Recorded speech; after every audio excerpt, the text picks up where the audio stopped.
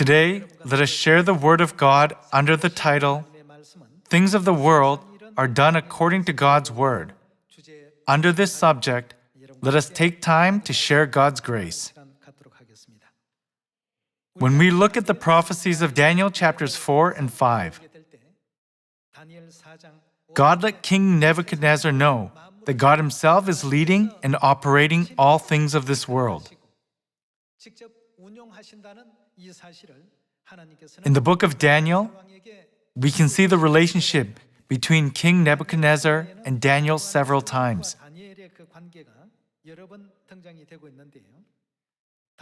In Daniel chapter 2, King Nebuchadnezzar requested Daniel to interpret his dream. Let's see chapter 4, verse 4. I, Nebuchadnezzar, was at home in my palace, contented and prosperous. I had a dream that made me afraid. As I was lying in my bed, the images and visions that passed through my mind terrified me. So I commanded that all the wise men of Babylon be brought before me to interpret the dream for me. When the magicians, enchanters, astrologers, and diviners came, I told them the dream, but they could not interpret it for me.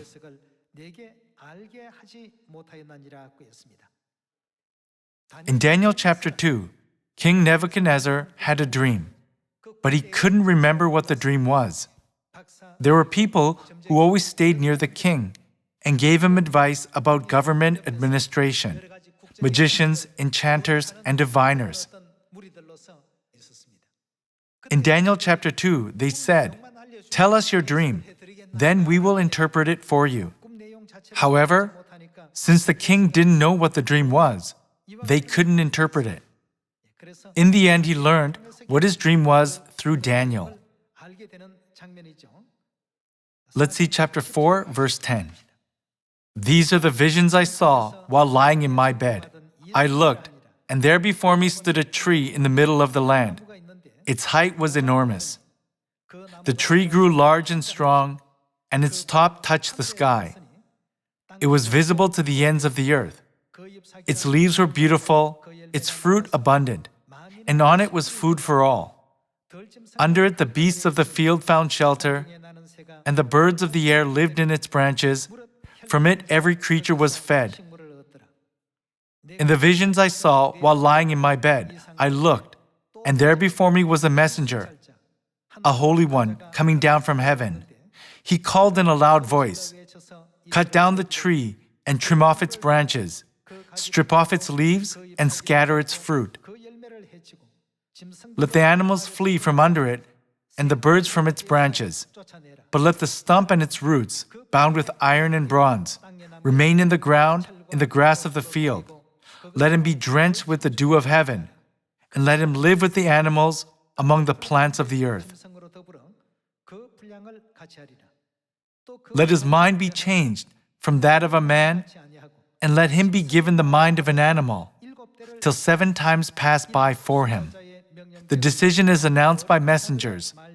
The holy ones declare the verdict, so that the living may know that the Most High is sovereign over the kingdoms of men and gives them to anyone He wishes and sets over them the lowliest of men. This is the dream that I, King Nebuchadnezzar, had. Now, Belteshazzar."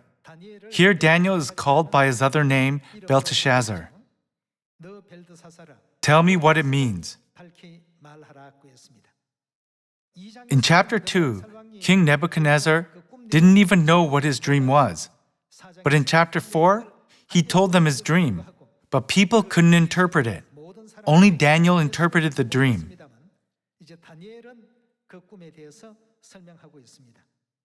Let's go to verse 19 and see his interpretation. Then Daniel, also called Belteshazzar, was greatly perplexed for a time, and his thoughts terrified him. So the king said, "Belteshazzar, do not let the dream or its meaning alarm you." Belteshazzar answered, "My lord, if only the dream applied to your enemies and its meaning to your adversaries." The tree you saw, which grew large and strong, with its top touching the sky, visible to the whole earth, with beautiful leaves and abundant fruit, providing food for all, giving shelter to the beasts of the field, and having nesting places in its branches for the birds of the air. You, O king, are that tree. You have become great and strong. Your greatness has grown until it reaches the sky, and your dominion extends to distant parts of the earth. You, O king, saw a messenger, a holy one, coming down from heaven and saying, "Cut down the tree and destroy it, but leave the stump bound with iron and bronze in the grass of the field, while its roots remain in the ground. Let him be drenched with the dew of heaven. Let him live like the wild animals until 7 times pass by for him." This is the interpretation, O king, and this is the decree the Most High has issued against my lord the king. You will be driven away from people and will live with the wild animals. You will eat grass like cattle and be drenched with the dew of heaven. 7 times will pass by for you until you acknowledge that the Most High is sovereign over the kingdoms of men and gives them to anyone he wishes. The command to leave the stump of the tree with its roots means that your kingdom will be restored to you when you acknowledge that heaven rules. King Nebuchadnezzar had thought that he had built the great kingdom of Babylon through his own power and authority.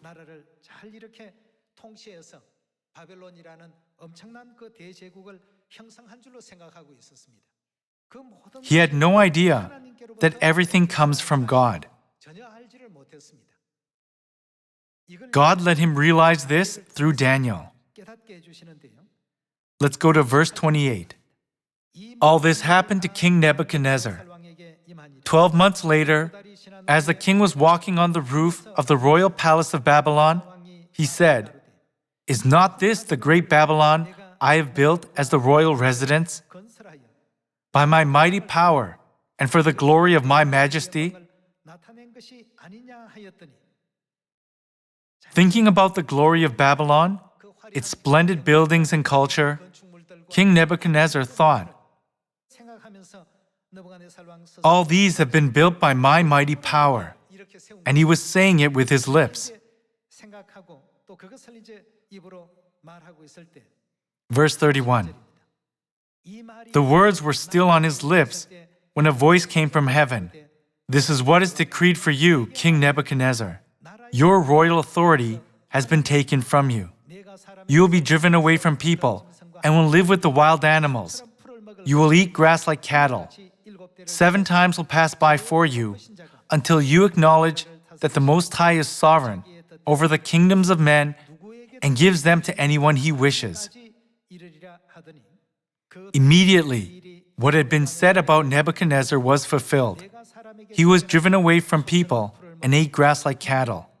His body was drenched with the dew of heaven until his hair grew like the feathers of an eagle and his nails like the claws of a bird. At the end of that time, I, Nebuchadnezzar, raised my eyes toward heaven, and my sanity was restored. Then I praised the Most High. I honored and glorified him who lives forever. His dominion is an eternal dominion. His kingdom endures from generation to generation. All the peoples of the earth are regarded as nothing. He does as he pleases with the powers of heaven and the peoples of the earth. No one can hold back his hand or say to him, "What have you done?" At the same time that my sanity was restored, my honor and splendor were returned to me for the glory of my kingdom. My advisors and nobles sought me out, and I was restored to my throne and became even greater than before. Now I, Nebuchadnezzar, praise and exalt and glorify the King of heaven, because everything he does is right and all his ways are just. And those who walk in pride, he is able to humble. King Nebuchadnezzar came to his senses when he realized that God is sovereign over all the kingdoms of men. He realized that the great empire of Babylon was not built by his own power, but that God let people be born around him and placed wise people, brave people, and generals with resourcefulness beside him, so that he could build that empire.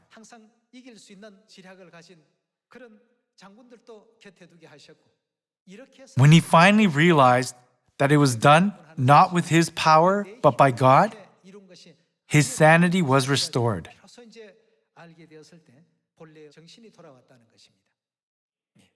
And he was able to regain the power of Babylon. This is what God teaches us in Daniel chapter 4.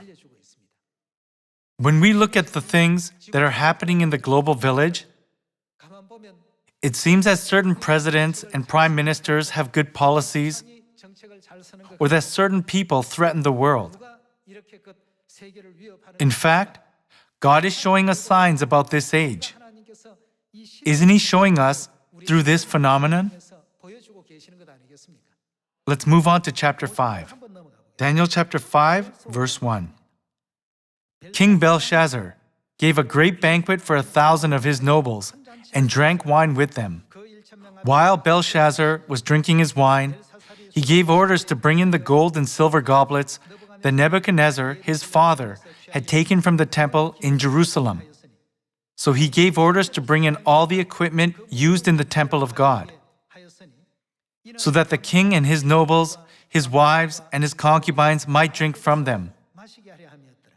So they brought in the gold goblets that had been taken from the temple of God in Jerusalem, and the king and his nobles, his wives, and his concubines drank from them. As they drank the wine, they praised the gods of gold and silver, of bronze, iron, wood, and stone. Suddenly, the fingers of a human hand appeared and wrote on the plaster of the wall near the lampstand in the royal palace. The king watched the hand as it wrote. His face turned pale, and he was so frightened that his knees knocked together and his legs gave way.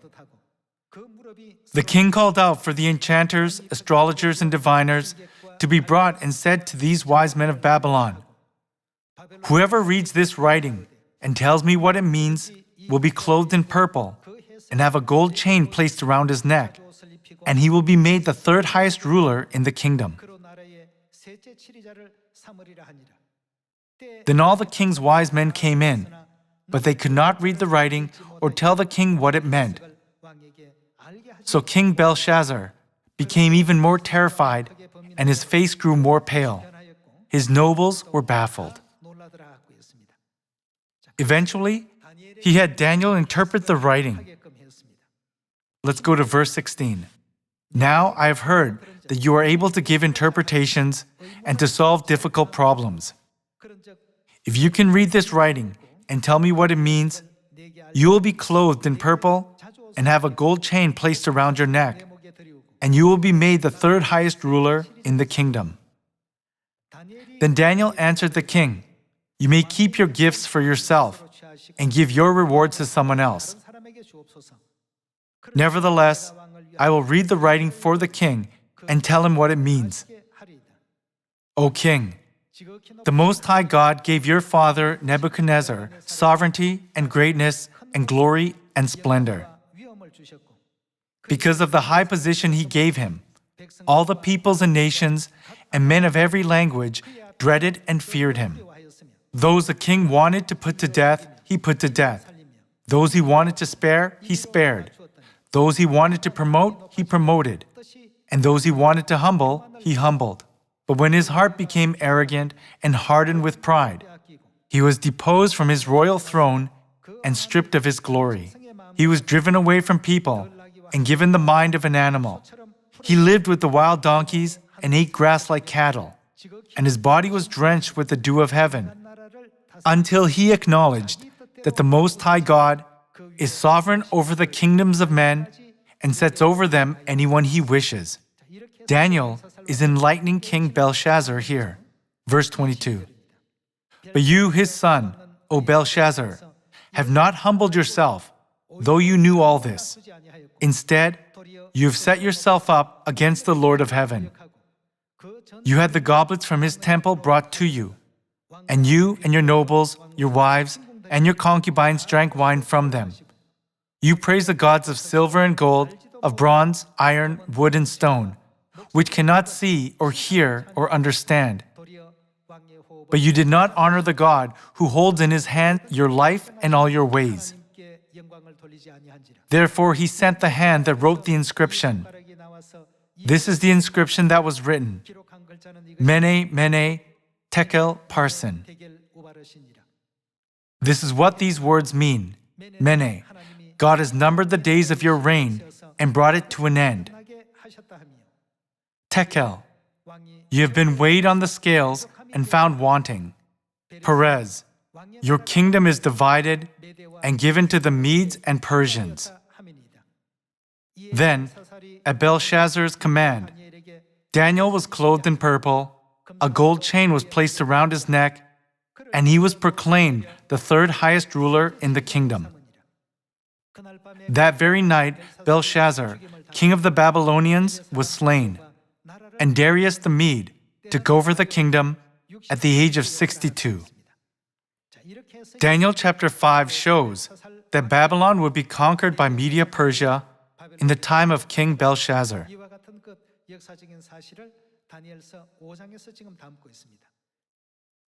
Here too, Daniel pointed out, saying, "Why don't you know that God Most High is sovereign over the kingdoms of men? Didn't this already happen in the time of King Nebuchadnezzar? But why are you committing sin against God?" After he pointed this out, he interpreted the inscription that the hand wrote on the wall. "O king, you have been weighed on the scales and found wanting, and God has brought the days of your reign to an end." This was the interpretation of the inscription, Mene, Mene, Tekel, Parsin.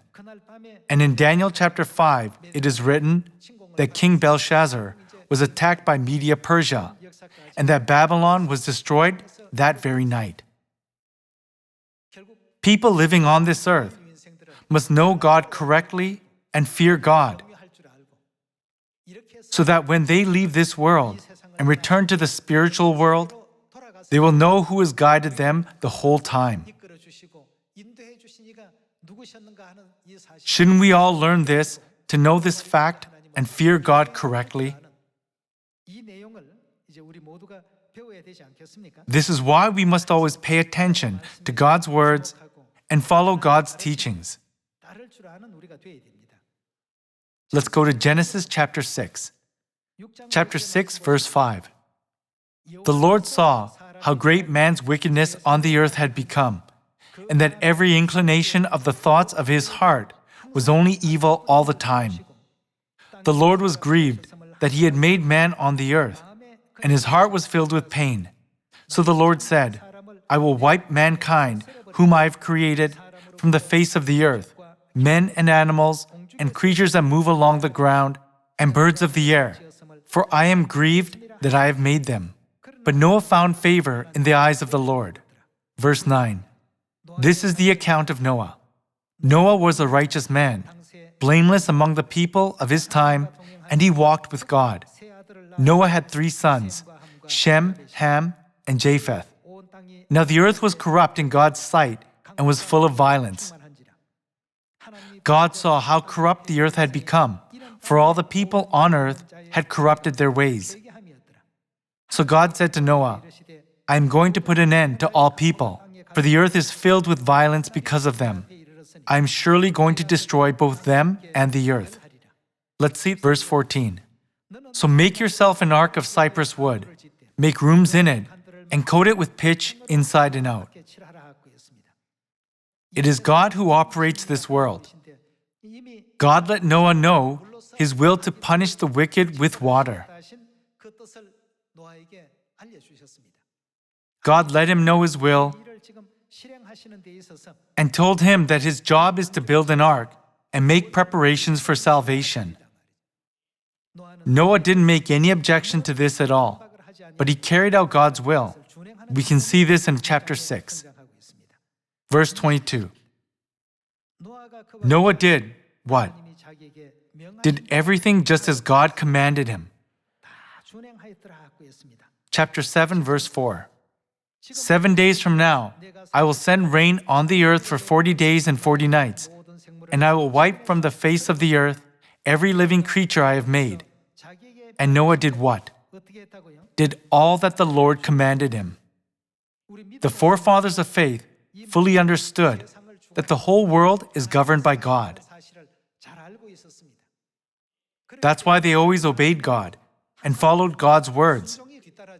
They didn't reject God's commands or avoid them or turn away from them. Here too it says, Noah did all that the Lord commanded him. This way, God didn't destroy the whole world, but left some seeds behind in Noah's ark. There was a time when the world was judged with water. And God also let us know about this age that we are living in, didn't He? Let's take a look at 2 Peter chapter 3. Chapter 3, verse 6. By these waters also, the world of that time was deluged and destroyed. By the same word, the present heavens and earth are reserved for what? For fire, being kept for the day of judgment and destruction of ungodly men. And in 2 Peter chapter 3, it is written, God is going to punish the wicked with fire. Then this work will surely be fulfilled as God said. Let's move on to verse 10. God is showing the future of this world that is being operated by God. But the day of the Lord will come like a thief. The heavens will disappear with a roar. The elements will be destroyed by fire, and the earth and everything in it will be laid bare. Since everything will be destroyed in this way, what kind of people ought you to be?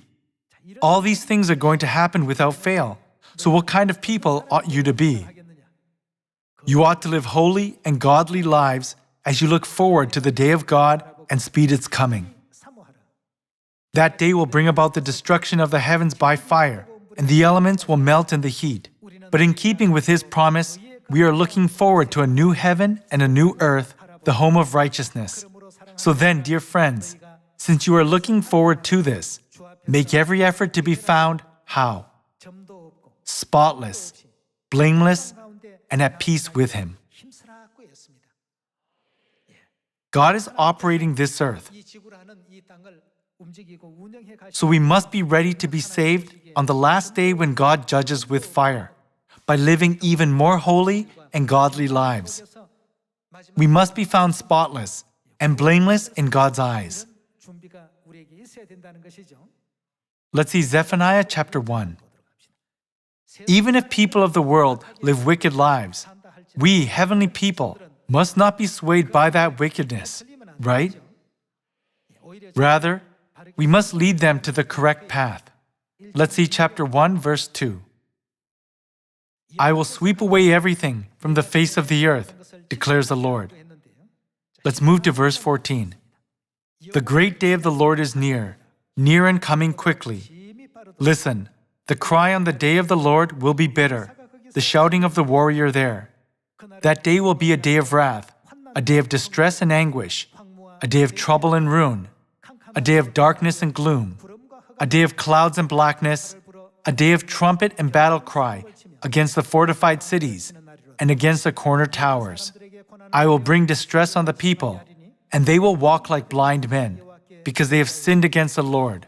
Their blood will be poured out like dust, and their entrails like filth. Neither their silver nor their gold will be able to save them on the day of the Lord's wrath. In what? In the fire of His jealousy, the whole world will be consumed, for He will make a sudden end of all who live in the earth. The judgment with fire is explained repeatedly. While governing and operating this earth, What God wants most is the salvation of mankind. Just as God showed Noah the way to escape it in those days, God shows us the way to escape it in this age too. While operating this world, God told us to enter a certain place in haste. When this moment comes, and when we see these things happening around us, where is that place? We must enter Zion quickly. Keep the feasts, especially the Passover, and escape all disasters. Let's see Psalm chapter 91. Chapter 91, verse 1. He who dwells in the shelter of the Most High will rest in the shadow of the Almighty. I will say of the Lord, He is my refuge and my fortress. Let's go to verse 7. 1,000 may fall at your side, 10,000 at your right hand, but it will what? It will not come near you. God has taken special measures to keep disasters from coming near. We too must prepare everything that God tells us to prepare. If God tells us to enter Zion, we must enter Zion. And if God tells us to keep the Passover holy, we must keep the Passover holy. If God tells us to keep the Sabbath according to the law, then we must keep the law of the Sabbath. And if God tells us to preach the Word of God to people who don't know it, we must preach to them. We must prepare everything.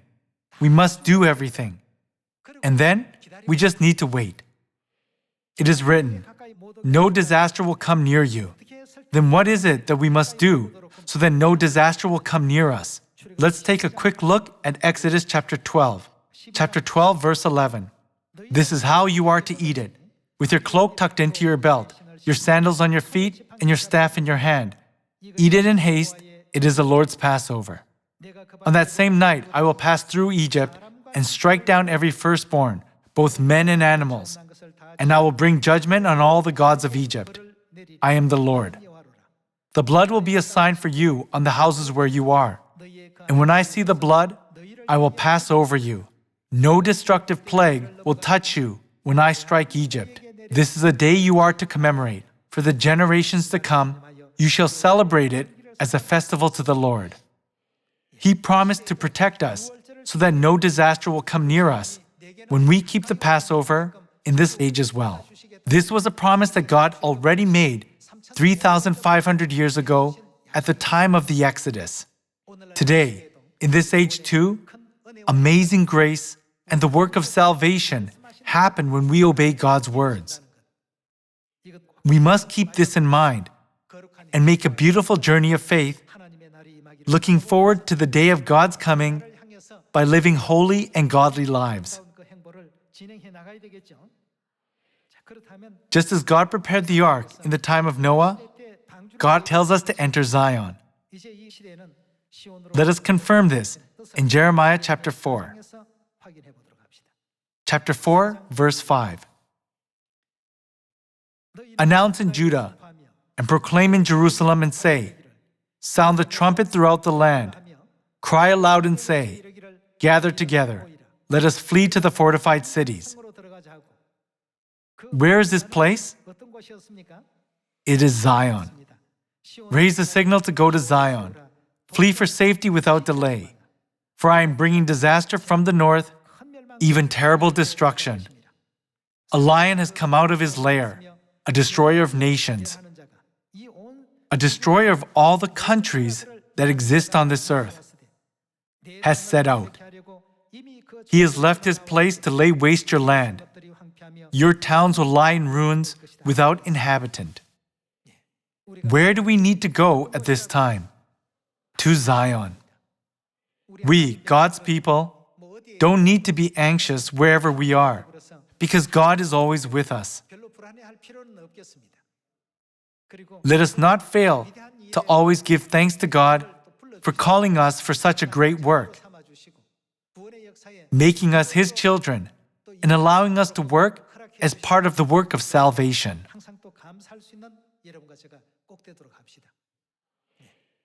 Since we've been called for this work, I'd like to ask all the children of Zion to always live holy and godly lives